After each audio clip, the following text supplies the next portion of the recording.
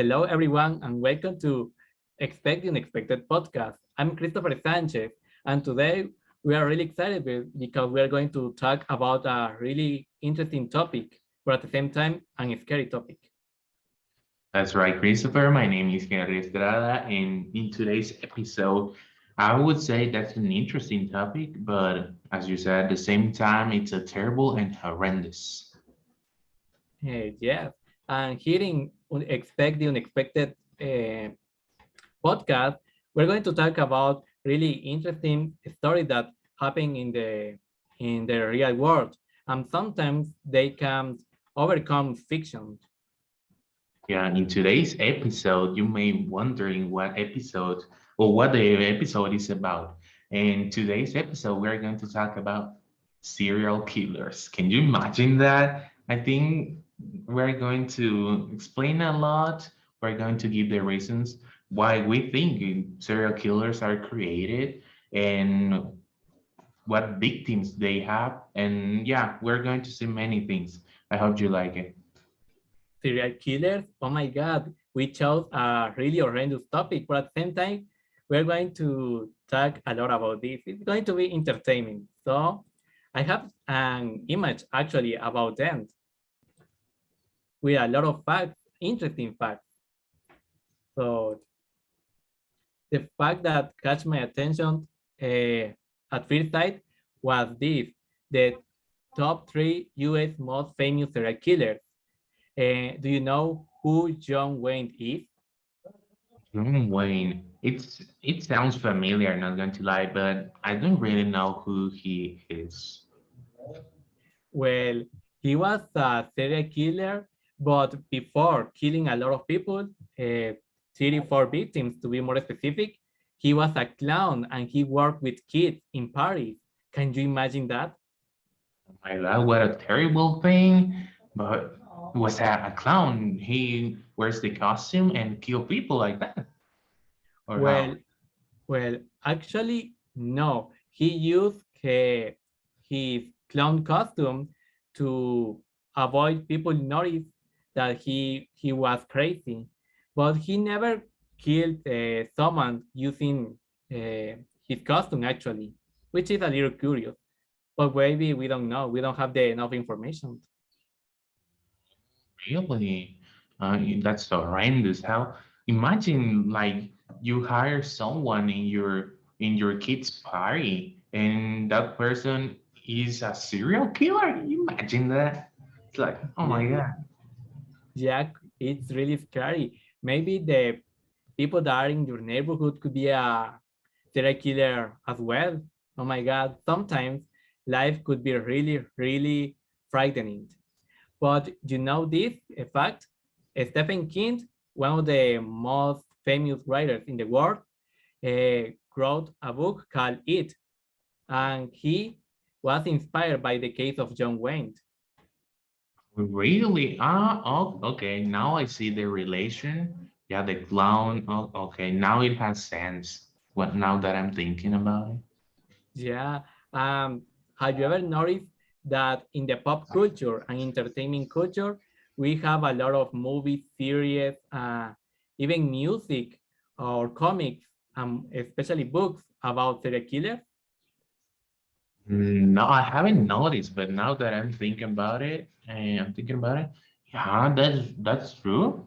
Maybe, yeah, if you ask me the reason, I would say maybe it's because they have interesting, yeah, a terrible story, but it's like entertainment, and yeah, it's all about entertainment, and people like I mean, they don't like, but they like the story of the the killer.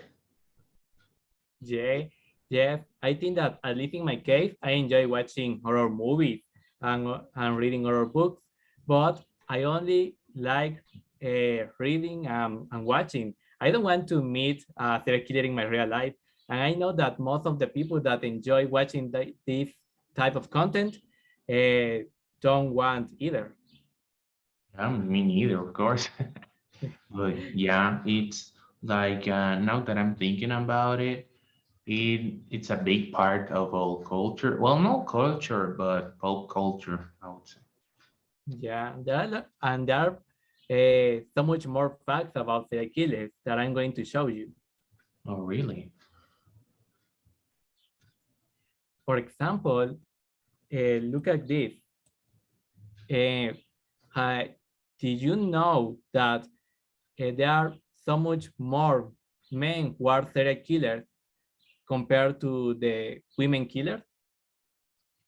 Yeah, I knew that, but I didn't know that it was 90.5 male, basically 100%.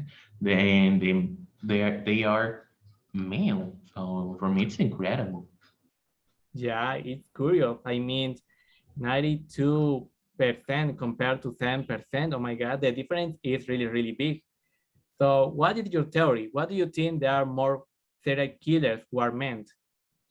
Yeah, nice question. I remember this week I was reading a piece of news, and they said that men are more likely to become a serial killer because that's the nature of man. And I was like, the nature of man. I'm from the nature, and I'm not a serial killer, and I'm not thinking about becoming a serial killer. But they said that men, they in the past, they were the ones that hunt animals, and they needed power to feel that they can protect people. And yeah, because that then those, well, the vast majority of the cases that happen with serial killers is because they feel like they are powerless and they need power to to show other people that they are capable of everything. And the way they do it is killing people. Can you imagine that? Yeah, and that makes sense. I mean, in the past, men had to go out and hunt a lot of animals to eat, while their wives or the women have to stay at home and taking care of their children. So that for men it was important to show their power, and for women it was important to take care of the life. I mean the babies. Uh, but the thing is that some men uh, uh, are crazy and take this in an extremely way. So they have to show the power by killing other people. Yeah, so I think that's the main reason of this difference between men and women. Right. But you know, something that caught my attention was the killing methods. I think they are the most common ones. The first one is stab, yeah, I can say that, gun. Two, yeah, and strangle. I think with killing, strangling people, that would be terrible. I can't imagine how horrendous that is. And the last one, other. I'm not really sure what other methods there are, like other maybe potions, or what else can you imagine? Uh, yes, I was thinking about poison, or maybe they use animals, for example, a crocodile, to kill the victims. But yeah, to me, it's really frightening to see this section other, because in the other section, yeah, maybe serial killers use a lot of more cruelty methods to kill people, which is scary, don't you think? Yeah, it is scary. But another thing that I'm seeing is that 70% of people, well, serial killers, are from the United States. Can you imagine that? And the 30%, the rest of the world. We're talking about that the United States has the majority of serial killers in the world. Can you imagine that? Oh, I didn't think about it until now. I thought that the amount of serial killers in the world were well distributed, but now that I realize that most of the serial killers are in the U.S., I'm surprised. But at the same time, I know that in the U.S. there are a lot of people. I mean, it's a really big country. The culture, U.S. culture, in the U.S. culture, mental health is not well studied and not well taken. So that could be a one reason. I was reading this blog. I think it was a blog that said that people there, they have freedom, but some people cross the line and they start to kill people because there are a lot of good stuff in the United States. There are a lot of companies.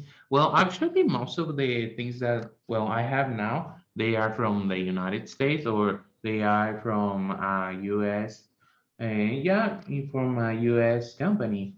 And yeah, they feel free, but for some people, freedom means to kill people, and that's terrible, isn't it? Yeah, definitely it's terrible. And yeah, the thing that you mentioned makes a lot of sense. People in the US feel really, really free about their sexuality, about their hobbies, about their personality. But for some people, they take this in an extreme way, as I mentioned, and they think that they can kill people, which obviously is not correct, it's not right. So yeah, definitely, I think that the mental health of these people are really broken. And can you tell me something like the main motives? Smart. Well, I was reading this because it caught my attention. Yeah, um, yeah, the one of the main motives of serial killers to kill people is the joy. I mean, the happiness and the pride that they feel when they are killing people, and that makes sense when the things that we mentioned before. You mentioned that men uh, some serial killers were men wanted to kill people to demonstrate that they are powerful, that they are strong. So that I think that they feel proud, happy, with a lot of joy and a lot of excitement when they can kill people without being punished. But the thing is that for them, it's a good moment. But for us, it's extremely scary and frightening. I mean, for me, it could have more sense that they kill people because of the money, but actually, no. I mean, some people are serial killers because of money, but most of them because of joy, which is, I don't know, confusing. I thought the same that it was going to be money because, oh my God, I understand more people who kill for money. I know it's a terrible thing, but yeah, I could understand. But for joy, can you imagine that? That's terrible. Like, it's outrageous, and yeah, it's like horrendous. Yeah, as I mentioned, sometimes reality overcomes fiction. Yeah, and I was looking at this when I have read a lot of stories about serial killers, so I thought that most of the victims were women, but actually, actually the percentage of men, women who have been victims are almost the same. What do you think about this? Yeah, I have to say that I'm a little surprised. I thought more female were killed. Actually, more female, but more like maybe 90%. But no, it's basically the same half and half. And for me, I would say it's surprising. Yeah, I think it's because uh, I would say serial killers have other purposes besides the difference of gender. I mean, they prefer to kill people because of entertainment, because of money, because of anger, but not because you are a man or a woman or or that sort of thing, or you have this personality or you have this color. Yeah, there are certain cases that the serial killers just kill women and others just men. So I think they have a balance or something. And yeah, I have to say I'm a little surprised. Yeah. So I think that this is all the information that we wanted to say, right? Yeah, I think so. So what is your conclusion about this topic? You know, talking about serial killers, I think they are people who need help because for me that's an illness. Not it's not something. If I kill a person, I'm not right in my head. I need a solution for my problems because a normal person wouldn't do that. And yeah, I think the serial killers are a terrible thing that is present in today's society. I hope it disappears soon, but I don't think that is going to happen, but I hope. And yeah, it's a problem in today's society. And you know, something really interesting is that the country or the place or the area that you live in affects and it contributes maybe like a factor to become in when it comes to becoming a serial killer. And that is the case of the United States. So I think I found it like very interesting, but at the same time like terrifying. Yeah, yeah, I noticed that maybe the country that you are living uh, affects or have an influence in your behavior, and in this case, in the behavior of some serial killers, because it's really shocking that in the U.S. they have the they have a big amount of serial killers compared to our country. Because, for example, here in Guatemala, uh, this is not a safe this is not a safe country, of course, but we don't have a serial killer, or at least I don't know, and I hope we don't have.